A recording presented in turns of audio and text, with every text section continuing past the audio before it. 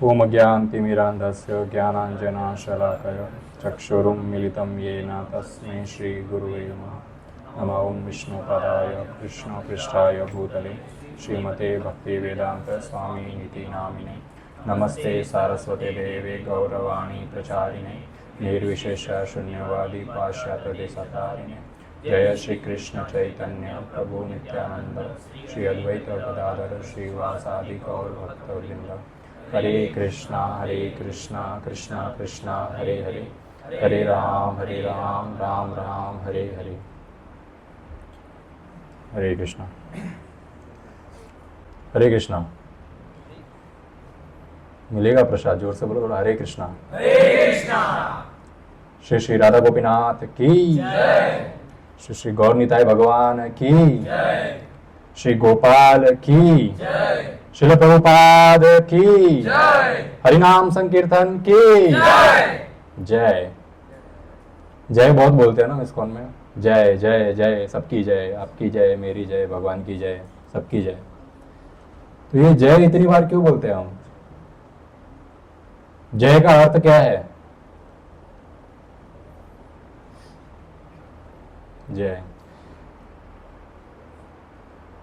पुराणों के अनुसार यदि कोई एक चीज बारंबार बोली जाए तो इसका यह अर्थ है कि वो चीज बहुत इंपॉर्टेंट है ना।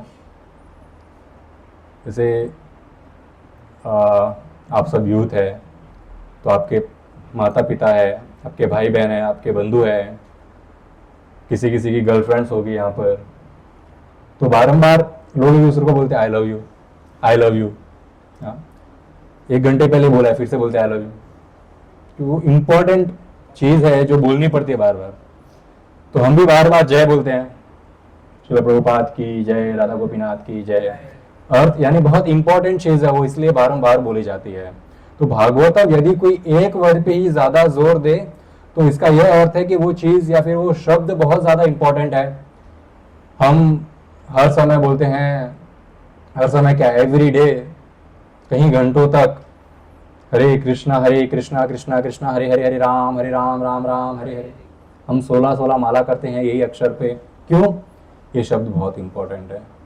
श्रीमद् भागवतम के पहले स्कंद के पहले अध्याय के 10वें श्लोक में सुखदेव गोस्वामी बोलते हैं, मंदः सुमंद मतयो मंद भाग्य हे उपद्रुतः। यानी कि इसमें एक श्लोक में एक वर्ड 3 बार रिपीट हुआ। कौन सा? मंद। मंद यानी मंद बुद्धि। मंद बुद्धि है क्या? कहते हैं मंद सुमंद, मंद भाग्य, यानी कि कलयुग के लोग मंद है, सुमंद है, उनका भाग्य ही मंद है, यानी कि बहुत बुरी अवस्था में है कलयुग के लोग। यानी कि ये वर्ड इतना इंपॉर्टेंट, यानी एक्चुअली हम दुख में है, दुख के संसार में है, इसीलिए भागवतम ने इस शब्द को 3 बार बोला एक ही श्लोक में।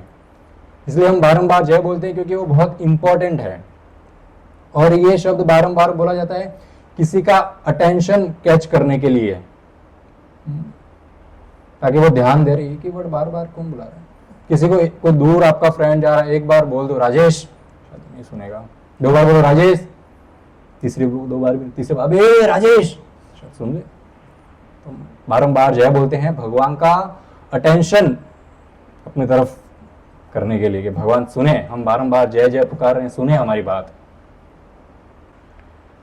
तो कलयुग के लोग इतने मंद है, उनकी अवस्था इतनी बुरी है, तो श्रीमद् भागवतम में कहा गया है दुखालयम स शाश्वतम। कलयुग के लोग कहते हैं विश्वम पूर्ण सुखायते, बोले विश्व में ही संपूर्ण सुख है और तो कहीं सुख है ही नहीं। तो ऐसी हमारी हालत है, जो कहा जाए उसका ऑपोजिट करने की आदत है। यहां थूकना मना है वहीं थूकेंगे, यहां कचरा डालना मना है, वहीं सबसे ज्यादा कचरा होगा। एक प्रवृत्ति है कलयुग के लोगों की, जो कहा जाए वो फॉलो नहीं करना है, परंतु जो नहीं करने को कहा जाए वो तो जरूर करेंगे। To walk on the opposite direction.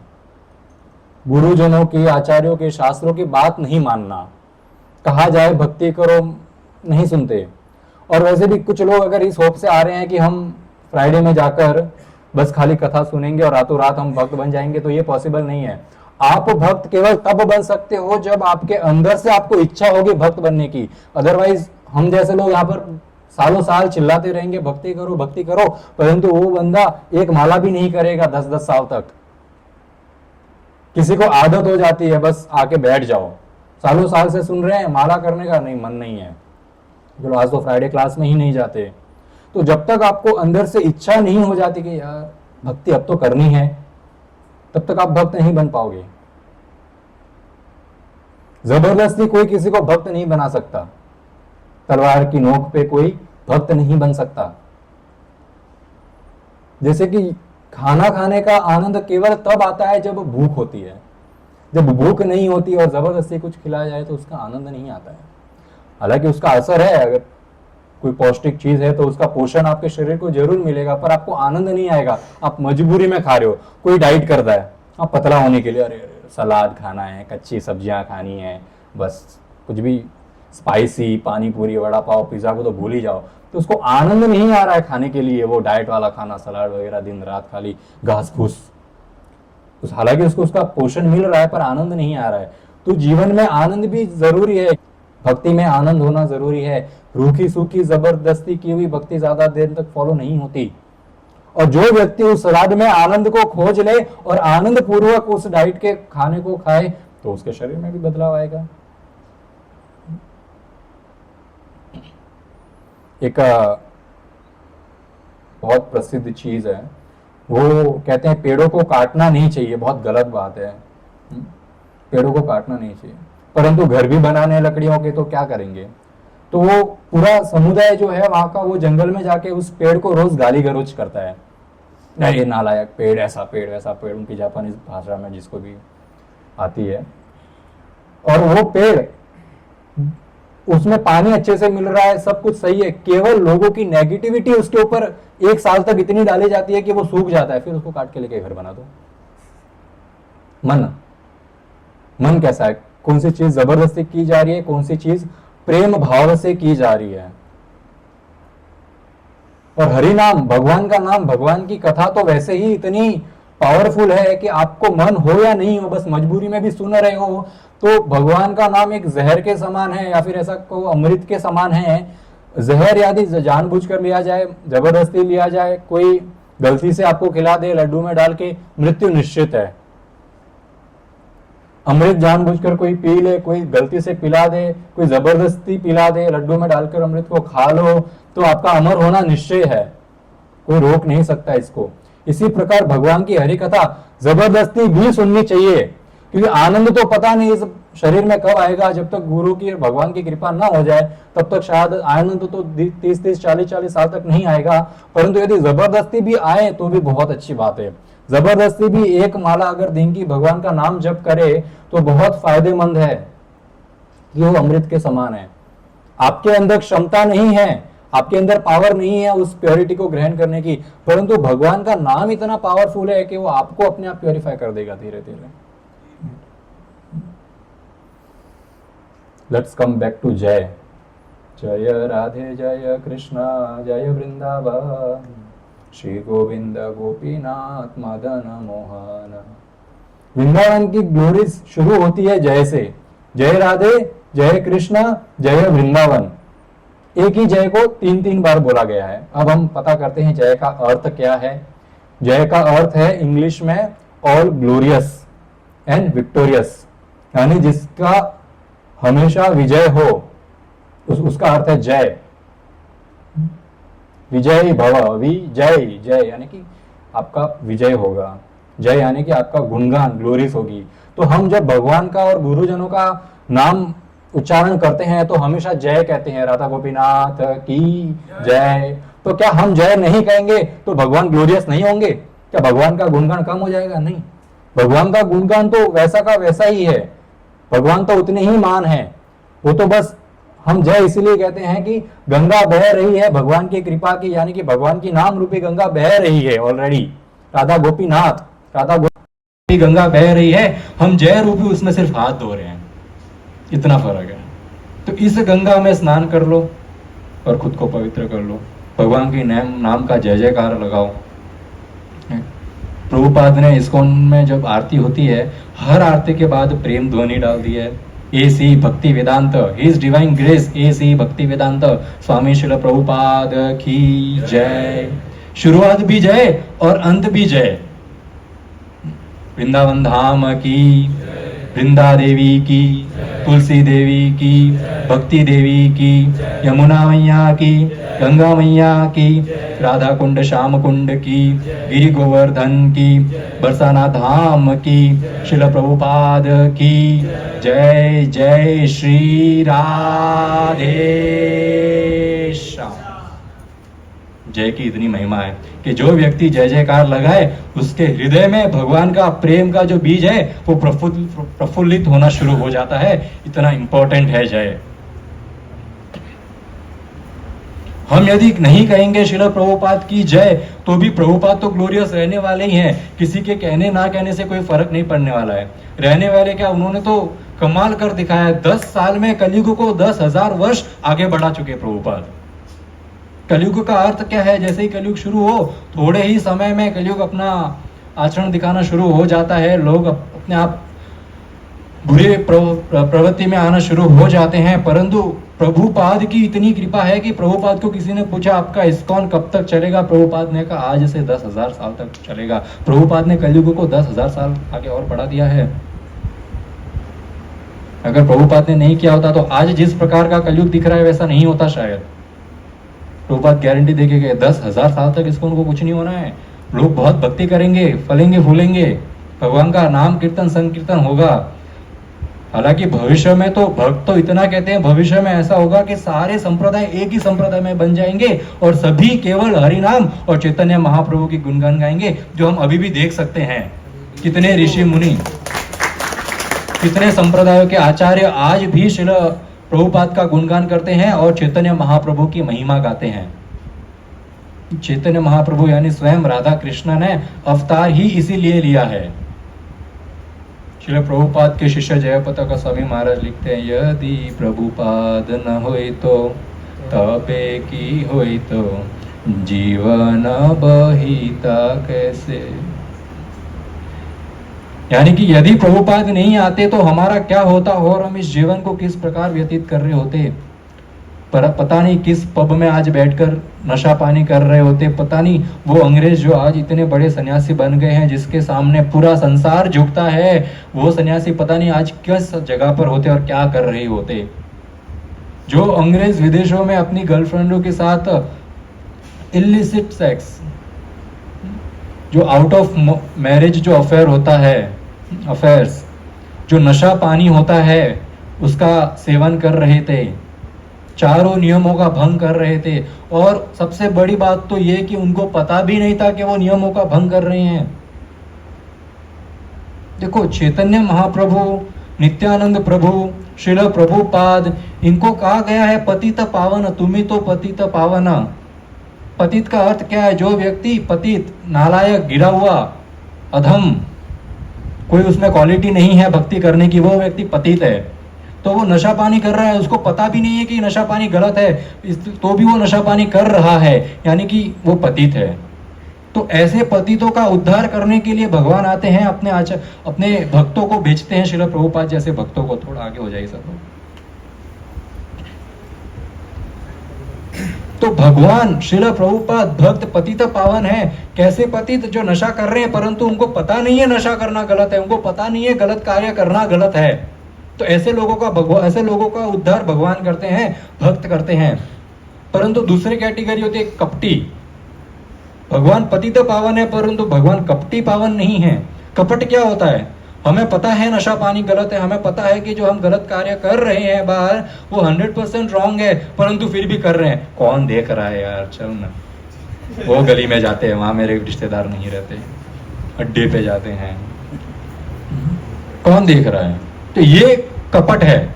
आपको पता है आपका किस धर्म में जन्म हुआ है, किस देश में आपने जन्म लिया है, आपने हालांकि हरि कथा सुनी भी है और आपने ये भी सुना है कि नशा पानी गलत है, फिर भी आप वो कर रहे हो, यानी कि आप पतित नहीं हो, कपटी है। हम कपटी हैं। ऐसे कपटियों का उद्धार होना मुश्किल है। हम छुपके नशा पानी कर रहे हैं क्योंकि हमको पता है ये गलत है। अंग्रेज छुपके कभी नशा पानी नहीं करते थे क्योंकि उनको पता ही नहीं है ये गलत है, उनके हिसाब से सही है। मेरा एक फ्रेंड था, उसने अपना चैट दिखाया, उसके पापा उसको कहते बेटा सिगरेट छोड़ दे। वो बेटा कहता पापा आप पहले सिगरेट छोड़ो। दोनों पहले से सिगरेट छोड़ने के लायक नहीं है, दोनों एक दूसरे को पहले तू, पहले मेरे बाप, पहले आप। बस दोनों की नहीं ऐसे चली जा रही है। ये कपटी लोग हैं। इतनी महिमा है श्रील प्रभुपाद की, इतनी महिमा है अपने गुरुजनों की, इतनी महिमा है आचार्यों की, जिनकी कृपा से आज कृष्ण हमको मिल पाए। एक लाला बाबू करके एक व्यक्ति रहते थे वेस्ट बंगाल में। युवा थे, कुछ कमाते नहीं थे पर युवा थे, घर के लाडले थे। उनके पिताजी बहुत धनी सेठ थे, जागीरदार थे। तिजोरी घर पे नोटों से भरी रखी थी, परंतु महाकंजूस, किसी को एक रुपया ना दे। और वो युवा महादिलदार, जो आए उसको तिजोरी से खोल के सीधा बंडल। धीरे धीरे तिजोरी खाली होने लगी। पिताजी ने बोला क्या कर रहा है तू? लाला बाबू कहे कि अरे यार गांव की गरीब बुजुर्ग व्यक्ति आया था, उसकी बेटी की शादी करने पैसे दिए, अरे इसका इलाज करवाना था पैसे दिए, अरे इसको इस चीज़ की समस्या थी, घर नहीं था पैसे दिए। उसके पिताजी ने कहा नालायक, खुद कमा फिर उसके पैसे दे, मेरे पैसे ना दे कभी किसी को। दिल पे लग गया। तेरा मेरा आज तक तो सब अपना ही था, आज तेरा मेरा हो गया। छोड़ दिया वेस्ट बंगाल और पूरी शिफ्ट हो गए जवानी में। पिताजी के साथ नहीं रहूंगा, पराया कर दिया। उन्होंने अपना जागीरदारी का बिजनेस शुरू किया, धन इकट्ठा होने लगा और एक ऐसा समय आया कि पुरी में बहुत नामचीन जागीरदार बन गए और अनेक, कोई सीमा नहीं उतना धन इकट्ठा हो गया। अच्छी उम्र भी हो गई।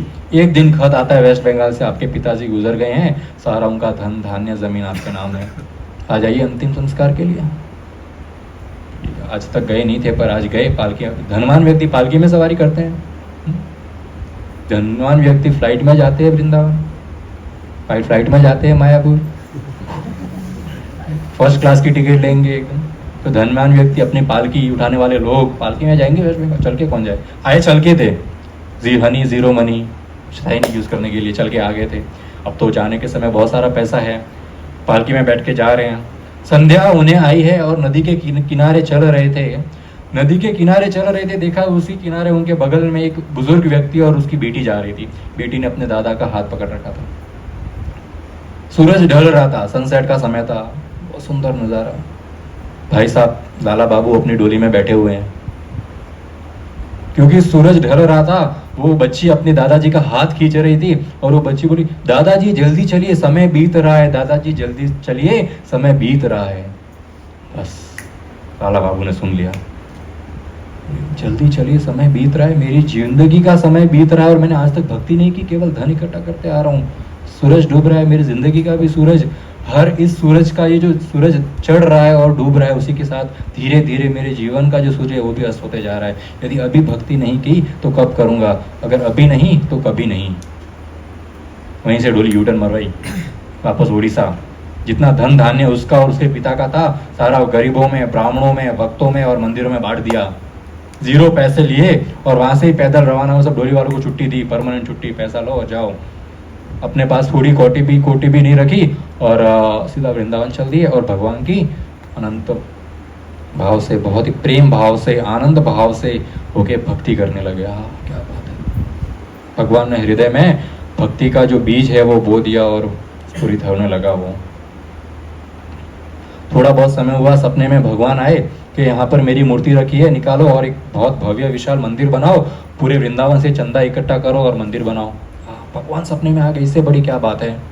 पहले तो भगवान ने हृदय में एक चिंगारी जलाई के भक्ति करनी चाहिए, समय बीत रहा है। और भगवान स्वयं सपने में आ गए कि अरे मेरा मंदिर बनाओ। भगवान के विग्रह लाए, मंदिर बनाया, चंदा मांगा वृंदावन में सभी लोगों से, सब हर व्यक्ति से चंदा मांगा, अच्छा सुंदर मंदिर भी खड़ा कर दिया और भगवान की स्थापना कर दी। क्या बात है! भगवान के साथ स्वयं रह रहे हैं। थोड़े बहुत साल हो गए, फिर मन में विचार आया, अरे भगवान ने कई सालों पहले कहा था कि मैं मेरा मंदिर बनाऊं। मंदिर तो मैंने बना दिया, पर इस मूर्ति के अंदर भगवान वास कर रहे हैं कि नहीं? वृंदावन की ठंडी, कौन गया वृंदावन में ठंडी के समय? यदि बटर भी फ्लोर पर रख दिया जाए तो वो पिघलेगा नहीं कहीं दिनों तक, कहीं महीनों तक, ऐसी ठंडी होती है वृंदावन। मार्बल इतना ठंडा, भगवान की मूर्ति भी मार्बल की। इसने कहा बटर रखता हूँ, यानी कि माखन रखता हूँ भगवान के सर के ऊपर। यदि अंदर भगवान हुए तो इसका यह अर्थ है भगवान यानी शरीर गर्म होता है, अपना खुद का टेम्परेचर होता है बॉडी का। यदि कितनी भी ठंडी हो, हमारे हाथ पे यदि बटर रखा जाए तो धीरे धीरे पिघलेगा। बोले बटर रखता हूँ भगवान के शरीर के ऊपर, मूर्ति के ऊपर, यदि इसमें भगवान वास कर रहे हैं तो ये मार्बल की मूर्ति गर्म होगी और बटर पिघल जाएगा। यदि वास नहीं कर रहे हैं तो पत्थर है, बटर ऐसा कैसा रहेगा। जैसे ही भगवान के हाथ के सर के ऊपर उन्होंने बटर रखा, पूरा वृंदावन पूरा कांप रहा है ठंडे से, पर वो बटर एकदम गरम गरम पिघल गया। भगवान वास कर रहे, वेरी गुड। कुछ साल और बीत गए, फिर से पापी मन है, सवाल आ जाता है अभी भगवान वास कर रहे हैं कि नहीं। उस दिन तो कर रहे थे, अब तो गर्मी का मौसम आ गया, अब तो बटर 100% पिघलेगा। अगर वास नहीं भी कर रहे हैं तो मार्बल इतना गर्म होता है कि उसके ऊपर कच्चा पापड़ रखा जाए तो भी वो पक जाए। ये वृंदावन की गर्मी है, मार्बल की तो बात ही क्या। बोले अभी कैसे चेक करूं? बोले नाक के आगे रुई रखता हूं, अगर सांस ले रहे होंगे तो रुई हिलेगी, और अगर भगवान अंदर नहीं है तो फिर भगवान चले गए। लिया रुई रखी और वो रुई हिलने लगी, भगवान सांस ले रहे थे। हाँ क्या बात है, भगवान अभी भी यहीं पे है, वेरी गुड। एक दिन मन में इच्छा हुई, भगवान से पूछ लिया भगवान गोलोक लेके जाओगे क्या? वृंदावन तो बुला लिया, भगवान ने जवाब भी दे दिया, बोले नहीं लेके जाऊंगा।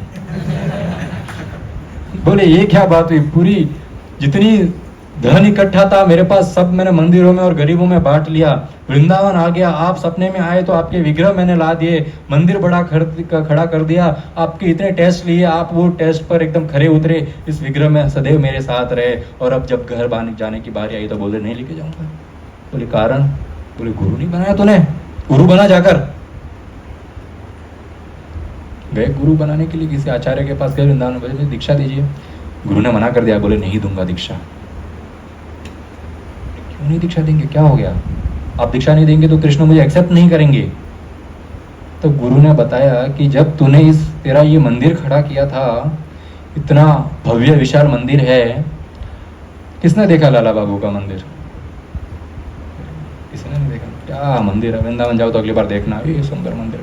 इससे ये साबित होता है कि जो मैं भी कथा कर रहा हूँ वो काल्पनिक कथा नहीं है, वास्तविक कथा है। आज भी वो बड़ा सुंदर मंदिर वहां पर है, और आज भी वो विग्रह है उसके अंदर, लाला बाबू के कृष्ण आज भी वहीं विराजमान करते हैं। गुरु ने कहा कि तूने जब चंदा इकट्ठा किया वृंदावन के हर एक व्यक्ति के पास से तूने चंदा लिया, एक घर को तूने छोड़ दिया था, बता क्यों छोड़ा? सोचने लगा, बोले अरे हाँ, एक व्यक्ति के घर से मैंने चंदा इकट्ठा नहीं किया था। क्यों? जब उड़ीसा में बिजनेस कर रहा था तो वहां पे एक मेरा कॉम्पिटिटर था, दूसरा जागीरदार, वो कुछ सालों पहले ही वृंदावन शिफ्ट हुआ है भक्ति करने के लिए, रिटायर होके। उस समय उड़ीसा में था तो मैं उसे द्वेष करता था, कॉम्पिटिटर है ना, कॉम्पिटिटर से लोगों को द्वेष होता है। बोले उसे द्वेष करता था, इसीलिए उसके घर पे चंदा मांगने नहीं गया। बोले एक समय था उसका मेरा कंपटीशन चलता था, आज ऐसे भीख मांगने आ गया बोलेंगे। गुरु ने बोला बस, ये इतना सा द्वेष तेरे हृदय में अभी तक बैठा है, भगवान आ गए तेरे पास पर तू भगवान के पास नहीं जा सका। एक छोटा सा जो अपराध हमारे हृदय में रहता है, एक छोटा सा क्लेश किसी के साथ हमारे हृदय में होता है, वो हमारे भक्ति में इतनी बड़ी बाधा बन सकता है। इसीलिए भगवान आ जाए परंतु गुरु की बहुत आवश्यकता है। गुरु आपको अंदर और बाहर पूरी तरह से जानते हैं। आपको साधारण व्यक्ति लगेगा गुरु, अरे ये आए महाराज जी आए, चलो नहीं, ये साधारण व्यक्ति नहीं है, ये भगवान के धाम से आए हुए भगवान के भक्त है जो आपका उद्धार करने के लिए यहाँ पर आए हैं। यदि पहचान पाओ तो उद्धार हो जाएगा, यदि ना पहचान पाओ तो इसी जन्म मृत्यु जरा व्याधि के साइकिल में घूमते रहेंगे। ट्रेन जा रही है फास्ट, अगर ज्ञान है तो सही प्लेटफॉर्म से उस ट्रेन को पकड़ लो और ना भटकते रहो। ये गुरु रूपी ट्रेन भगवत धाम जा रही है, चढ़ जाओ इसमें। ये तुरंत गया उस अपने कॉम्पिटिटर के पास, क्षमा मांगी, क्षमा याचना मांगी, चंदा इकट्ठा किया, उसके पास से वापस लिया और मंदिर की सेवा में लगाया। फिर गुरु ने दीक्षा दी। इसीलिए गुरु आवश्यक है कि गुरु आपको सही रास्ते पर चलने के लिए मदद करेंगे। जय राधे, जय कृष्ण, जय वृंदावन। श्री राधा रानी के नाम का अर्थ क्या है? आज हम हमारी क्लास शुरू करते हैं। अब क्लास का टॉपिक है श्री राधा और कृष्ण के नाम का अर्थ क्या है। हम जपते तो बहुत है, जय श्री राधे श्याम, राधा कृष्ण, राधा गोपीनाथ, हरे कृष्णा कृष्ण कृष्ण हरे हरे, हरे राम राम हरे हरे। अब जो ये शब्द है हरे यानी कि लादिनी शक्ति, यानी कि कृष्ण की लादिनी शक्ति राधा रानी, ये राधा नाम का अर्थ क्या है पता नहीं, आपने शायद कहीं सुना होगा, परंतु हर जगह ये बहुत ट्रेंड चलता है कि गौड़िया वैष्णव, सारे वैष्णव झूठा कैरेक्टर बना के उसकी पूजा कर रहे हैं। राधा रानी तो कोई थी ही नहीं, सुना है किसी ने ये बात? तो बहुत सारे ऐसे जो कथावाचक भक्त हैं वो भी ऐसी कथा करते हैं कि राधा रानी नाम का कोई था ही नहीं, क्योंकि श्रीमद् भागवतम में उसका वर्णन ही नहीं है। परंतु राधा नाम श्रीमद् भागवतम में इनडायरेक्टली सुखदेव गोस्वामी बहुत बार लेते हैं। आराधितता यानी पूजने योग्य वह है राधा रानी। ब्रह्म वैवर्त पुराण में कहा गया है राधा यते यस राधा राधैव आराध्यते मय, यानी कि श्री कृष्ण कहते हैं राधा वो है जिसकी मैं पूजा करता हूं, राधा वो है जो मेरी पूजा करती है। ब्रह्म वैवर्त पुराण में कहा गया है। राधा में से रा का अर्थ क्या है? यहाँ पे तेलुगु कौन है ना? आप नहीं और भी। रा का अर्थ क्या होता है? नजदीक आइए। कम रा इकर रा। आंध्र प्रदेश के एक भक्त थे, दो भक्त थे आंध्र प्रदेश के। वो अपनी बेटी को गार्डन में लेके गए और जब घर जाने की बारी आई तो वो एक भक्त अपनी बेटी को बोलने लगे रामा यानी कि बेटी आ जाओ, बेटी कम, घर जाने का समय हो गया। तब वो दूसरा भक्त कहने लगा कि ये अपनी बेटी को पुकार रहा है घर चलिए, परंतु कह क्या रहा है? रामा। अब शास्त्रों के अनुसार, अजामल की स्टोरी के अनुसार भगवान का नाम, भगवान इतने कृपालु है कि भगवान का नाम इनडायरेक्टली भी लिया जाए तो भगवान प्रकट हो जाते हैं। तो व्यक्ति जो अपनी बेटी को बुला रहा है रामा, उसको राम अपनी कृपा बरसा रहे। क्यों? क्योंकि वो राम जप कर रहा है। अजामिल अपने बेटे को बुला रहे थे नारायण, परंतु फिर भी विष्णुदूत उनको वैकुंठ लेके जाने के लिए आ गए। क्योंकि वो भगवान का नाम का उच्चारण कर रहा था। रा का अर्थ है टू कम। इनफैक्ट रूप गोस्वामी तो इतना, चलो ये तो हम फिर भी इनडायरेक्टली सही, नाम तो पूरा ले रहे हैं भगवान का, रामा नारायणा। श्रील प्रभुपाद की एक शिष्य थी माता जी, वो श्रील प्रभुपाद से बोली, ये जब अजामिल की उसने स्टोरी सुनी तो वो प्रभुपाद से बोली, प्रभुपाद मेरे माता पिता भक्त नहीं है, परंतु मेरे पिता का नाम है हैरी, और मेरी मदर जो है वो बुलाती रहती है मदर, हैरी कम हियर, तो क्या उनको हरि बोलने का फल मिलेगा? प्रभुपाद ने बोला 100% मिलेगा। रॉन्ग भी उच्चारण किया है तो हरि। इतना पावरफुल है भगवान का नाम।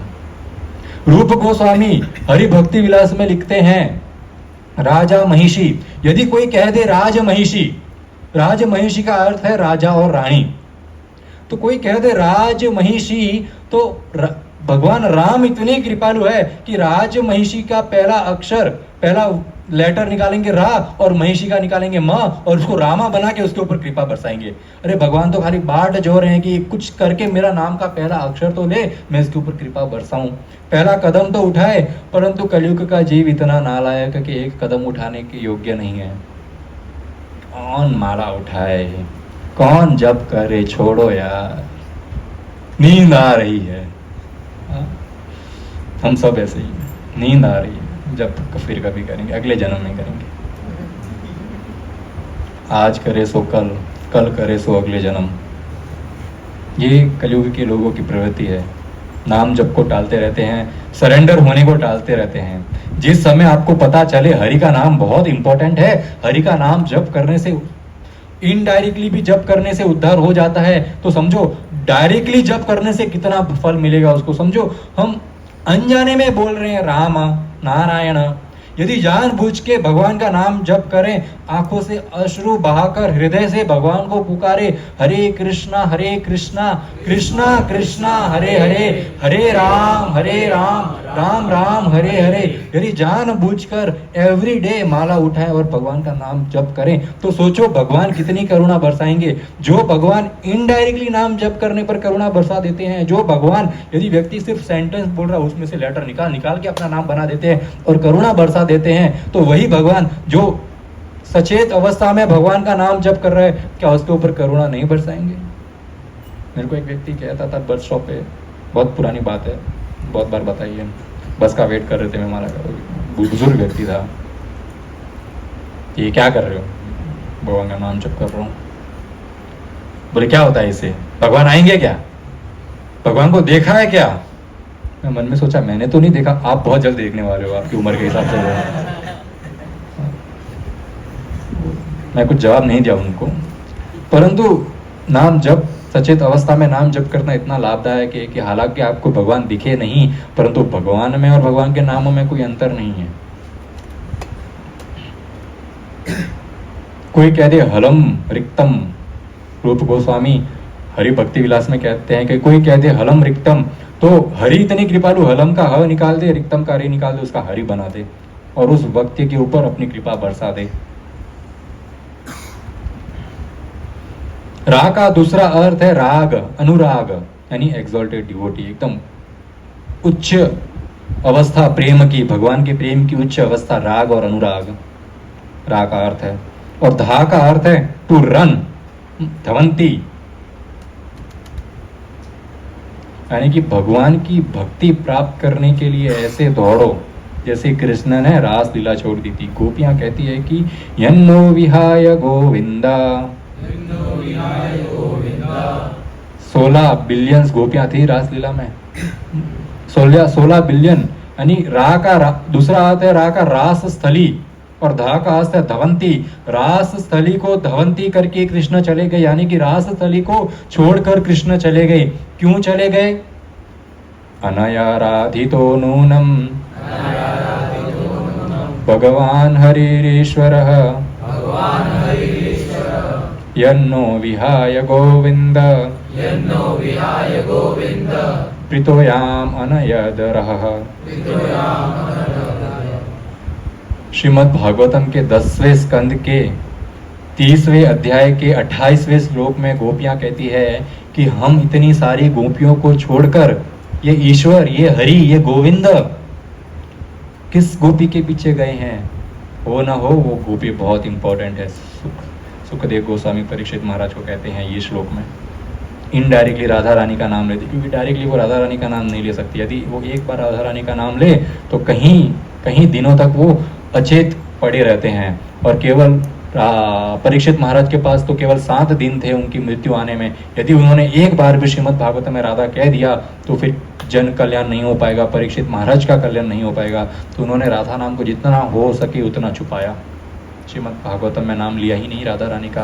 परंतु फिर भी गोपियों ने यहाँ कह दिया वो कोई स्पेशल गोपी है जिसके लिए कृष्ण गए हमको छोड़कर।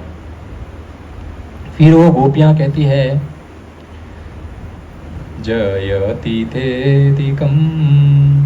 जन्मना व्रज श्रयत इंदिरा शाश्वतत्र ही, यानी कि ये कृष्ण ने वृंदावन में अवतार लिया है। ये वृंदावन भूमि इतनी महान हो गई है कि यहाँ पर वास करने के लिए लक्ष्मी देवी स्वयं आती है, जिसको एंट्री भी नहीं मिलती अंदर। इसलिए उनको वृंदावन के गेट पर बैठकर तपस्या करनी पड़ती। आज भी वे तपस्या कर रही है लक्ष्मी देवी। चैतन्य महाप्रभु दक्षिण भारत की जब यात्रा में जाते हैं तो गोपाल भट्ट गोस्वामी के परिवार के साथ रुकते हैं, वेंकटेश भट्ट के घर पे रुकते हैं 4 महीने के लिए। तो वहाँ पर बहुत भागवत चर्चाएं होती हैं। अब साउथ इंडिया गए हैं, यानी साउथ इंडिया यानी गोविंदा गोविंदा लक्ष्मी नारायण की जय। वहाँ पर केवल गोविंद यानी भी नारायण की पूजा होती है, लक्ष्मी नारायण की। उनके लिए सर्वश्रेष्ठ लक्ष्मी नारायण है। अब चैतन्य महाप्रभु ने उसका खंडन कर दिया, बोले आप कह रहे हो लक्ष्मी नारायण सर्वश्रेष्ठ है? यस। बोले क्या प्रूफ है? बोले हर शास्त्रों में लिखा है। तो बोले वो लक्ष्मी नारायण को छोड़ के वृंदावन जाकर कृष्ण के पीछे क्यों भाग रही है?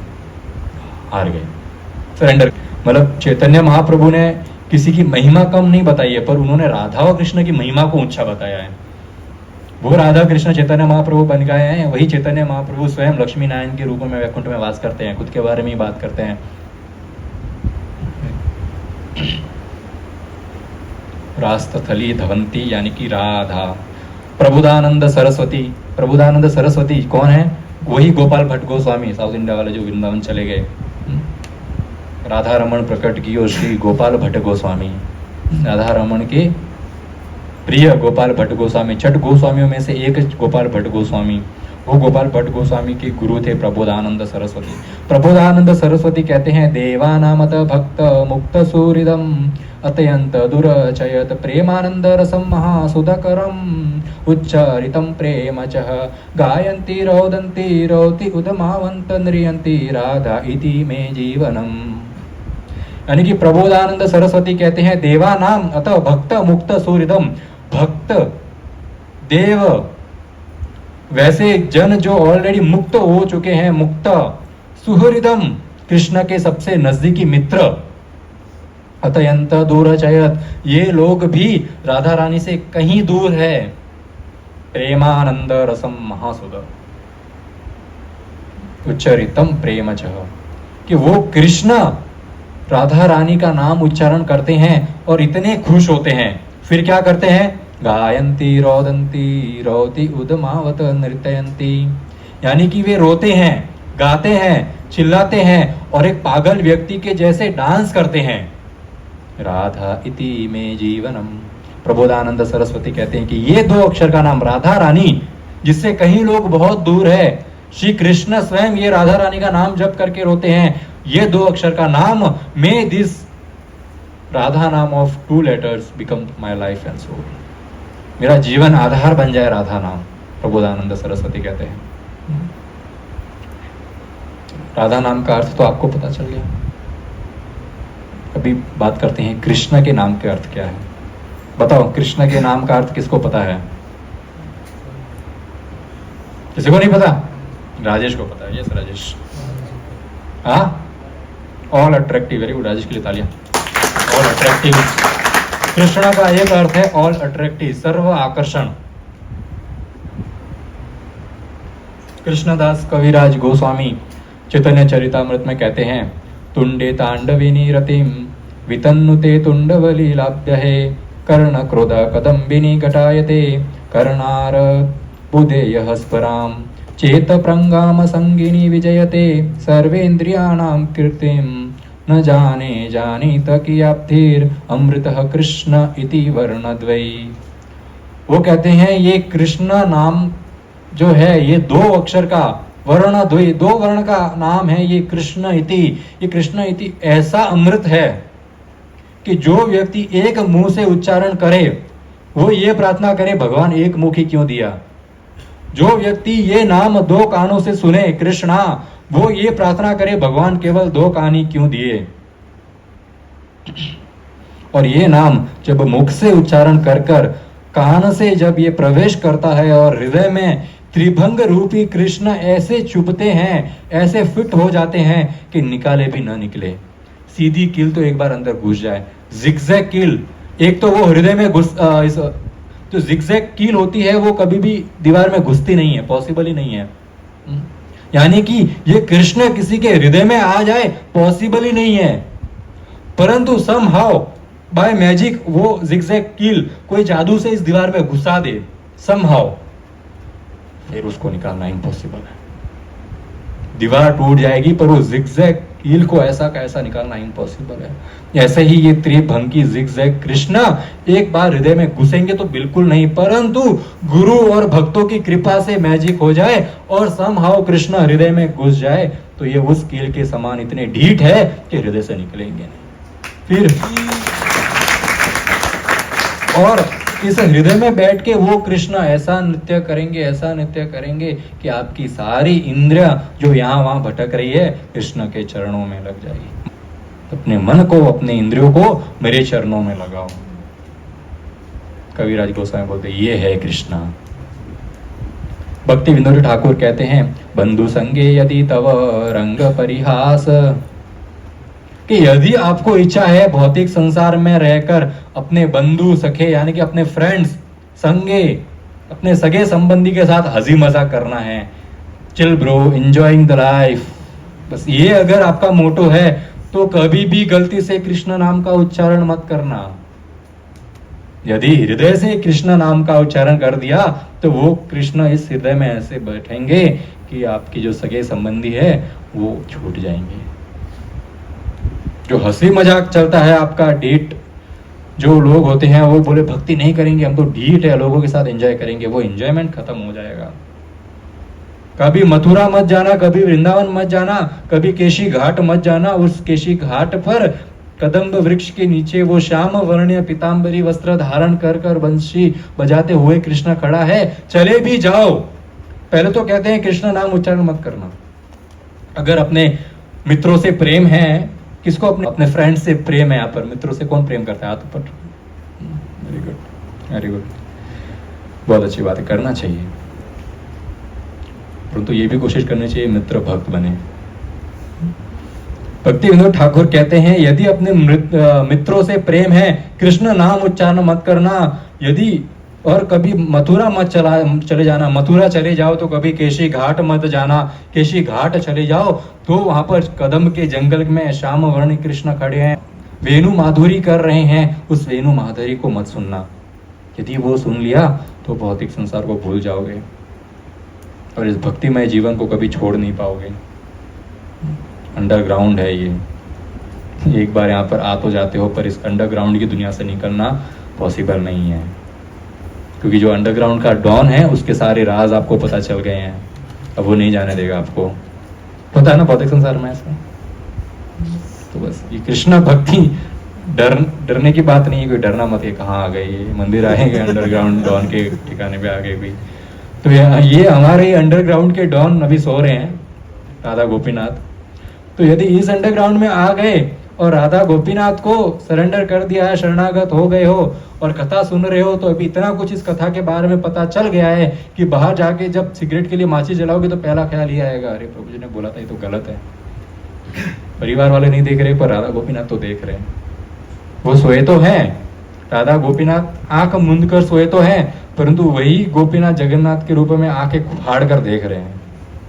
वही गोपीनाथ जगन्नाथ के रूप में कभी पलके भी नहीं जगाते। जगन्नाथ की पलके नहीं है, पता है? किसी ने जगन्नाथ को पूछा पलके कहाँ है, बोले पलके नहीं रखता मैं। क्यों? बोले मैं सोता ही नहीं, जो सोते हैं उसको पलकों की जरूरत होती है। कुछ ऐसे महान लोग होंगे जो आंखें खोलकर भी सोते हैं, मैंने देखे हैं। परंतु यूजुअली पलकों का काम है कि पलके थोड़ी पर्दा लगा दे तो अंधेरा और नींद आ जाए। तो बस ये पर्दा है, लगा दिया थोड़ा अंधेरा हो तो नींद आए। परंतु जगन्नाथ कहते हैं मैं सोता ही नहीं हूं यार, मैं सो गया तो संसार को कौन देखेगा। जगन्नाथ की कौन जगन्नाथपुरी गया है यहाँ से? जगन्नाथपुरी। जगन्नाथ के दर्शन कैसे होते? एक पतली सी गली है मंदिर के अंदर, लाइन से आओ, एक बार जगन्नाथ, एक बार सुभद्रा, एक बार बलदेव दिख दिए और आगे चल दो, फिर खत्म, वापस नहीं दिखेंगे। वो एक दृष्टि पड़ती है सिर्फ, ज्यादा देर पांडा खड़े रहने भी नहीं देते वहां। पांडा नहीं, पंडा। पांडा तो जानवर है, गोल मटोल पंडा भी है। तो वो पंडा आपको फटाफट वहां से निकाल देते, एक दृष्टि पड़ती है। अब जगन्नाथ के ऐसा पतली गली बनाई है, साकरी खोर ऐसी पतली गली बनाई है मेरे भक्तों का, मैं जब दर्शन करूं एक बार पलके झुका दी और वो 1 मिनट सेकंड के लिए तो वहां खड़े रहते हैं, और यदि कोई मिस हो गया तो उसके ऊपर मैं करुणा कैसे बरसाऊंगा। ये जगन्नाथ की कृपा, आंखें बंद नहीं करूंगा, पलके ही नहीं रखूंगा, बिना पलकों के रहूंगा। तो यदि आप ऐसे सोच रहे हो रात का समय है, भगवान सो रहे होंगे, तो नहीं। शास्त्र कहते हैं भगवान की दो आंख है, एक है सन और एक है मून। जब सन ढल जाता है, जब सूर्य ढल जाता है, तब चंद्रमा आ जाता है, जब चंद्रमा ढल जाता है तो सूर्य आ जाता है। आप बच नहीं सकते, कहां पे भी जाकर गलत कार्य कर दो, ऊपर वाला सब देख रहा है, चंद्रमा के रूप में, सूर्य के रूप में। तो बेटर यही है, गलत कार्य करे ही नहीं, जो बुरी आदतें हैं उसको कोशिश करे धीरे धीरे त्यागने की, और भगवान का नाम जप करे। और सबसे बेस्ट तरीका है बुरी आदतें त्यागने का, भक्तों का संग करो। भक्तों का संग बहुत आवश्यक है। कृष्णा, कृष्ण का अर्थ है ऐश्वर्य, क्रिएटर, और ना का अर्थ है माधुर्य। तो माधुर्य कृष्णा, ऐश्वर्य विष्णु, दोनों कृष्ण नाम के अंदर समा गए। सभी पुराणों का यही कहना है कि क का अर्थ है कमल कांता विष्णु, र का अर्थ है राम, स का अर्थ है ऐश्वर्य और ण का अर्थ है नरसिम्हा। This is Krishna. बोले जब क बोलोगे तो कमल कांता विष्णु की कृपा होगी, तब जब र बोलोगे तो राम की कृपा होगी, जब स बोलोगे तो ऐश्वर्य की देवी लक्ष्मी देवी की कृपा होगी, जब ण बोलोगे तो नरसिंह देव आपकी रक्षा करेंगे सभी बुरी राक्षसों से, बुरी नजरों से। This is Krishna. That is why we chant Hare Krishna Krishna Krishna Hare Hare, Hare Ram Ram Ram Hare Hare. भगवान के लगभग सारे अवतारों के नाम एक ही में आ जाते हैं, विष्णु, राम, नरसिम्हा, लक्ष्मी देवी भी, राधा रानी भी, सभी कृष्ण में आ गए। इसीलिए कृष्ण का नाम उच्चारण करना बहुत जरूरी है। ब्रह्म विमो लीला में ब्रह्मा जी आए, ब्रह्मा जी कृष्ण की ग्लोरिफिकेशन करने लगे और सोचने लगे हाय भगवान सिर्फ 4 मुख दिए हैं, this is not enough to glorify you. 4 मुख से क्या होता है?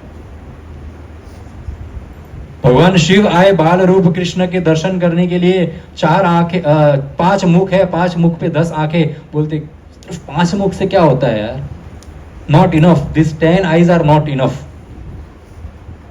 कृष्ण का जो सौंदर्य रूप है, उस सौंदर्य रूप का आस्वादन करने के लिए 10 आंखें बहुत कम है। थोड़े और सर दो तो और आंखें मिलेंगी। शेषनाग बोलते देखो तो सही, बोले मेरे 10,000 मुख है फिर भी कम पड़ रहे हैं। बोले कितना ग्लोरीफाई करो भगवान को, 10,000 मुख कम पड़ रहे हैं। आप सोचोगे इतना ग्लोरिफिकेशन एक्चुअली है क्या भगवान का? है? श्रीमद् भागवतम जो मानवों को दी गई है, हम जैसे मनुष्यों को दी गई है, अरे वो 4 मुख वाले ब्रह्मा ग्लोरीफाई नहीं कर सकते, 5 मुख वाले शिव ग्लोरीफाई नहीं कर सकते, 10,000 मुख वाले शेष नाग कृष्ण को ग्लोरीफाई नहीं कर सकते। हम मॉर्टल बींग्स 1 मुख से कोशिश कर रहे हैं उस कृष्ण को ग्लोरीफाई करने का। कर सकते हैं क्या? 10,000 मुख वाले शेषनाग यदि कृष्ण को ग्लोरीफाई नहीं कर पा रहे, हम 1 मुख वाले बद्ध जीव क्या भगवान को ग्लोरीफाई करेंगे? हम बद्ध जीवों का और शेषनाग का क्या कंपैरिजन है? शेषनाग ठहरे इस भौतिक संसार के सबसे ज्ञानी व्यक्ति, समझो आइंस्टाइन, इतना नॉलेज अपार, और हम 1 मुख वाले ठहरे 2 साल का छोटा सा बालक जो खुद का नाम भी सही से उच्चारण नहीं कर सकता। परंतु भगवान को कहा जाता है संसार की सारी माताओं में जितना ममता प्रेम है, उनसे कहीं गुना अधिक भगवान कृष्ण में हमारे लिए वो ममता बसी हुई है। जब 2 साल का तोतला बच्चा तोतली भाषा में भी माँ को बुलाता है तो माँ को बहुत प्यारा लगता है और माँ उसको तुरंत अपने हृदय से लगा लेती है। इसी प्रकार हम भौतिक संसार के 1 मुख वाले जीव जब तोतली भाषा में भगवान का ग्लोरिफिकेशन करते हैं, भगवान हमें अपने हृदय से लगा देते हैं। ये भगवान की महिमा है। That is Krishna. जय राधे जय कृष्णा जय वृंदावन। अब कृष्ण नाम का अर्थ जान लिया, राधा नाम का अर्थ जान लिया। अब ये दोनों आपस में एक दूसरे के क्या लगते हैं?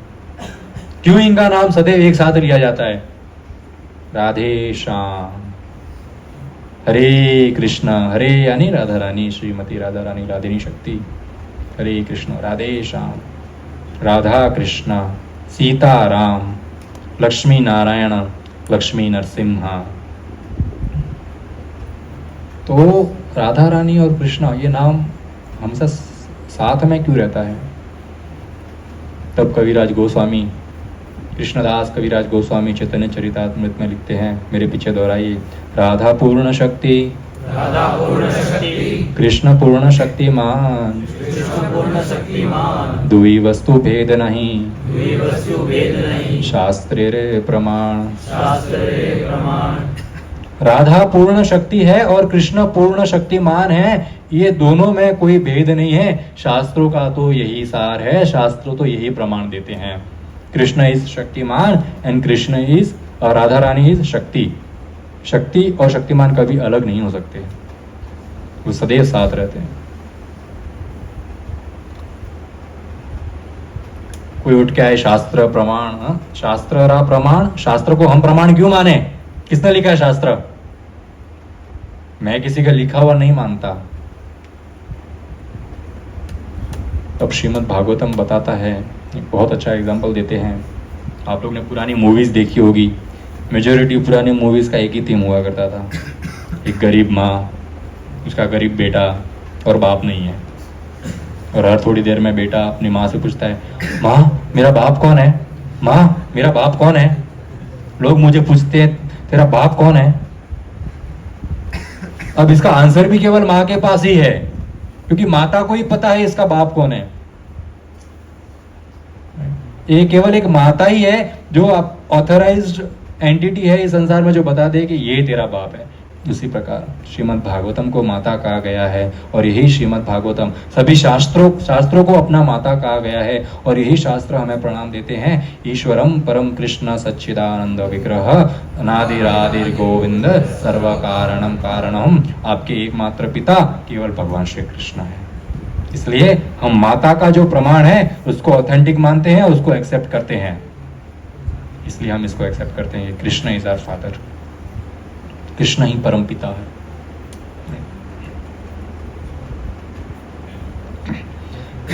ऋग्वेद कहता है एकम ज्योतिर्भूत वेदो, एकम ज्योतिर्भूतवेदो, राधा माधव रूपकम।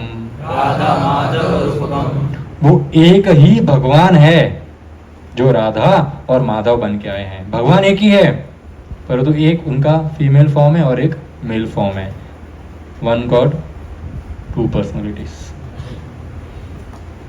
जीव गोस्वामी भी इसकी पुष्टि करते हैं। श्री युगल अष्टकम वल्लभाचार्य जी का लिखा हुआ, मेरे पीछे दोहराएं। कृष्ण प्रेममयी राधा, कृष्ण प्रेममय राधा, राधा प्रेममयो हरि, राधा प्रेममयो हरि, जीवनेन धने नित्यम, जीवनेन धने नित्यम, राधा कृष्ण गतिरमम। राधा कृष्ण गतिरमम। कृष्ण प्रेममयी राधा, राधा रानी का एसेंस है pure love of Krishna, and Krishna का एसेंस है pure love of Radha. Krishna से द्रविणम राधा, राधा, राधाया द्रविणम हरि, राधाया द्रविणं हरि, जीवनेन धने नित्यम, जीवनेन धने नित्यं, राधा कृष्ण गतिर्मम। राधा कृष्ण गतिरमम। श्रीमती राधा रानी का वेल्थ, श्रीमती राधा रानी का ट्रेजर है कृष्ण, और कृष्ण का ट्रेजर है श्रीमती राधा रानी। कृष्ण प्राणमयी राधा, कृष्ण प्राणमय राधा, राधा प्राणमयो हरि, राधा प्राणमयो हरि, जीवने धने नित्यम, जीवने धने नित्यं, राधा कृष्ण गतिर्मम। राधा कृष्ण गतिरमम। श्रीमती राधा रानी का जीवन का सोर्स है कृष्ण, और कृष्ण के जीवन का सोर्स है श्रीमती राधा रानी। कृष्ण द्रवमयी राधा, कृष्ण द्रवमय राधा, राधा द्रवमयो हरि, राधा द्रवमयो हरि, जीवने धने नित्यम, जीवने धने नित्यं, राधा कृष्ण गतिरमम। राधा कृष्ण गतिरमम। राधा रानी कृष्ण के प्रेम से भरी हुई नेक्टर है, और कृष्ण राधा रानी के प्रेम से भरे हुए नेक्टर है। कृष्ण गेहे स्थित्यम राधा, कृष्ण के स्थित्यं राधा, राधा गेहे स्थियो हरि, राधा के स्थिरो हरि, जीवनेन धने नित्यम, जीवनेन धने नित्यं, राधा कृष्ण गतिर्मम। राधा कृष्ण गतिरमम। राधा रानी सदैव कृष्ण के साथ रहती है, और कृष्ण सदैव राधा रानी के साथ रहते हैं।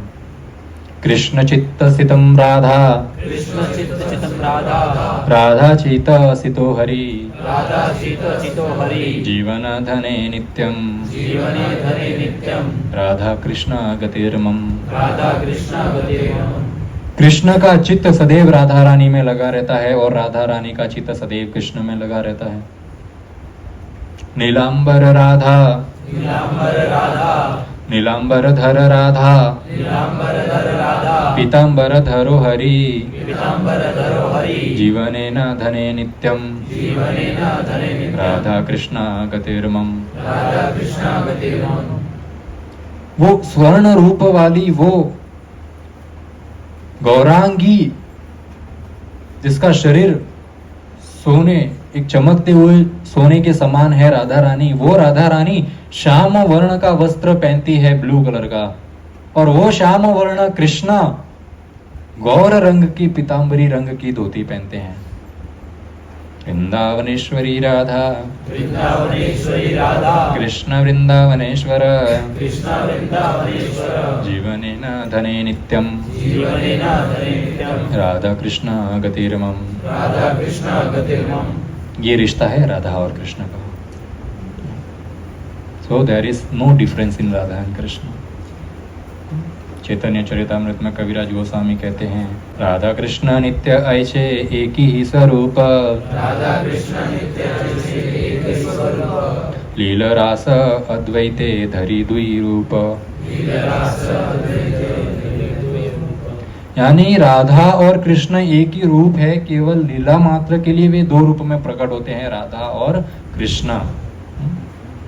फिर वही राधा कृष्ण फिर से दूसरे रूप के लिए वापस एक दूसरी लीला के लिए एक रूप ले लेते हैं, वो है गौर हरि का। संसार का मैथमेटिक्स कैसा है? 1 + 1 2, 2 + 2 4, 4 + 4 8, 8 + 8 16, 16 + 16 32, 32 + 32 64, 64 + 64 128, 128 + 128 आई डोंट नो, इंफिनिटी चलता रहता है। ये भौतिक संसार का मैथ्स है, परंतु गौड़ीय वैष्णव भक्तों का मैथ्स अलग है। 1 becomes 2, 2 becomes 1, again 1 becomes 5 and 5 becomes 2। ये कौन सा मैथ्स है? 1 become 2, एक ही भगवान राधा और कृष्ण बनते हैं। 2 become 1, वह दो राधा और कृष्ण वापस गौर हरि बन जाते हैं एक ही। 1 becomes 5, वही गौर हरि पंच तत्व बन जाते हैं। पंच तत्व एक वस्तु कौन नहीं भेद, लीला रास असविते विविध विभेद, विविध विभेद। जय श्री कृष्ण चैतन्य जय श्री कृष्ण चैतन्य प्रभु नित्यानंद प्रभु नित्यानंद श्री अद्वैत गदाधर श्री अद्वैत गदाधर गौर भक्त वृंद। गौर भक्त वृंद।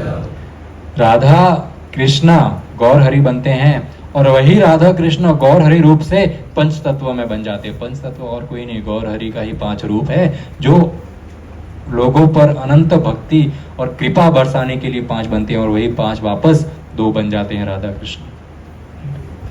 This is the connection of Radha Krishna Gaur Hari in Panch Tattva. किसी को कोई सवाल?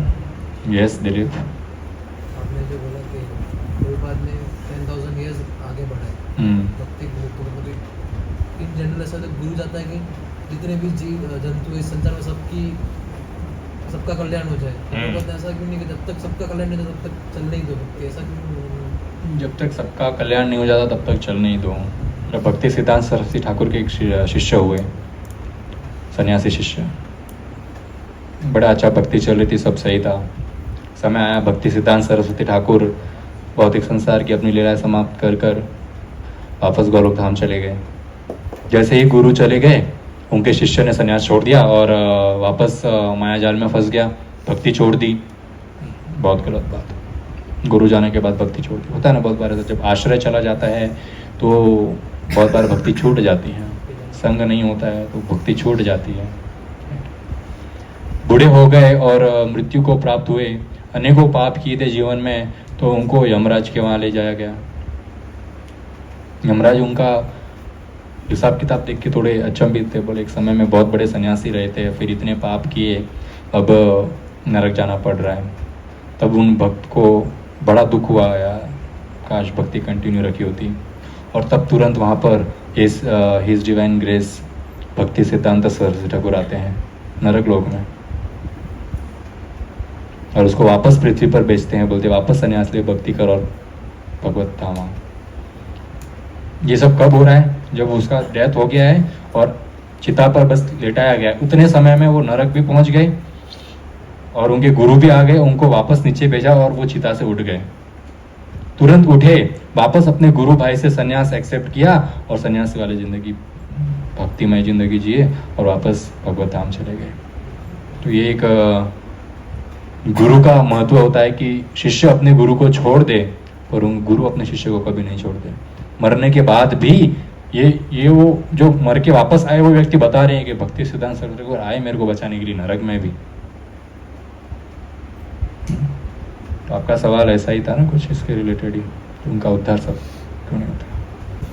हाँ बोलिए।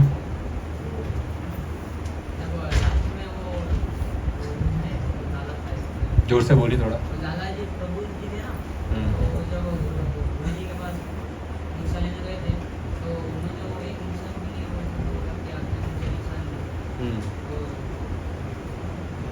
सवाल क्या है थोड़ा सा और किसी को समझ में माइक चाहिए?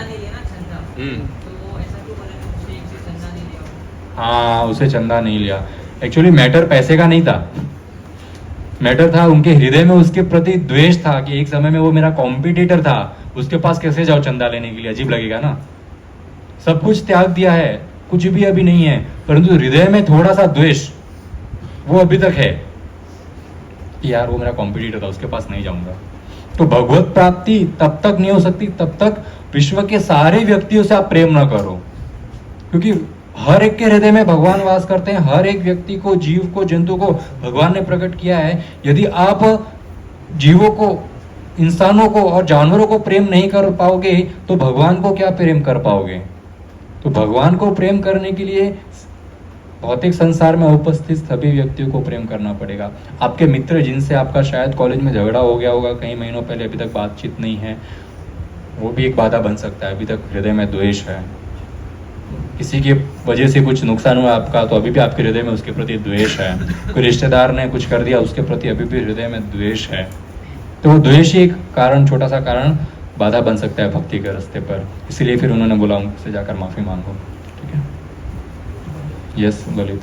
जैसे कि आपने कहा कि द्वेष से भक्ति में बाधा आती है, तो अगर हमारे गुरु जो बंधु है, गुरु जो भाई है, उसी अगर द्वेष है कि ये अपने गुरु के कैसे क्लोज है, मैं क्लोज नहीं, तो वो जो जेलसी है क्या वो भी बाधा बनती है? वो तो सिर्फ बाधा नहीं है, वो तो बहुत बड़ा वैष्णव अपराध है। बाधा तो फिर भी एक बार ठीक है, वैष्णव अपराध बहुत बड़ी बात है। देखो गुरु की सेवा दो तरीके से होती है, ये एक भक्त को सदैव समझना चाहिए। आज मैंने एक लेक्चर सुना था, रैंडमली आ गया भगवान की कृपा से कैसे, तो वो एक पता नहीं कौन, तो वो बताते हैं 4 तरीके के भक्त होते हैं। मोटिवेशनल भक्त, इमोशनल भक्त, 3 तरह के, मोटिवेशनल, इमोशनल और तीसरे होते डिवोशनल भक्त। मोटिवेशनल भक्त क्या है? बड़ी बड़ी कथाएं करेंगे, लोगों को मोटिवेट करेंगे, परंतु हृदय में क्या भाव रहेगा? नाम चाहिए, पैसा चाहिए, हर जगह फेम होना चाहिए। सेंटिमेंटल भक्त होगा, वो हमेशा देखेगा ये मेरे गुरु के साथ सदैव रहता है, यार मेरे को तो नहीं रहने मिल रहा, बहुत गलत बात है। परंतु जो डिवोशनल भक्त, जो एक्चुअली ऑथेंटिक भक्त है, वो सदैव इस बात को ध्यान रखेगा कि गुरु की सेवा 2 तरीके से होती है। एक तो वपु सेवा होती है, एक वाणी सेवा होती है। वपु सेवा यानी गुरु के साथ ही रहना, उनके कपड़े धोना, उनको खाना ला के देना, जो भी उनकी डेली नीड्स है वो सारी उनकी सेवा करना, दैट इज वपु सेवा। और वाणी सेवा होती है कि जो गुरु ने इंस्ट्रक्शन दिए हैं वो इंस्ट्रक्शन को फॉलो करना। तो वपु सेवा तो कब तक पॉसिबल है? जब तक आप गुरु जी के साथ हो। एक बार गुरु जी यहाँ से कहीं और चले गए तो आप वपु सेवा नहीं कर सकते। परंतु वाणी सेवा ऐसी है कि आपके गुरु भगवत धाम भी चले गए तो भी आप वो आखिरी सांस तक सेवा कर सकते हो गुरु की। तो वाणी सेवा इज मोर इम्पोर्टेंट। तो भक्त को ये सदैव ध्यान रखना चाहिए कि वो भले ही वपु सेवा कर रहा है परंतु मैं वाणी सेवा कर रहा हूँ। एक समय आएगा उसकी वपु सेवा बंद हो जाएगी, मेरा ऐसा कभी समय नहीं आएगा कि वाणी सेवा बंद होगी, मेरी वाणी सेवा सदैव चालू रहेगी। ठीक है, हरे कृष्ण। जय श्री कृष्ण चैतन्य, जय श्री कृष्ण चैतन्य, प्रभु नित्यानंद, प्रभु नित्यानंद, श्री अद्वैत गदाधर, श्री अद्वैत गदाधर, श्रीवासादि गौर भक्त वृंद, श्रीवासादि गौर भक्त वृंद। हरे कृष्ण कृष्ण हरे कृष्ण कृष्ण कृष्ण हरे हरे, कृष्ण कृष्ण हरे हरे, हरे राम हरे राम राम राम राम हरे हरे, राम राम हरे हरे।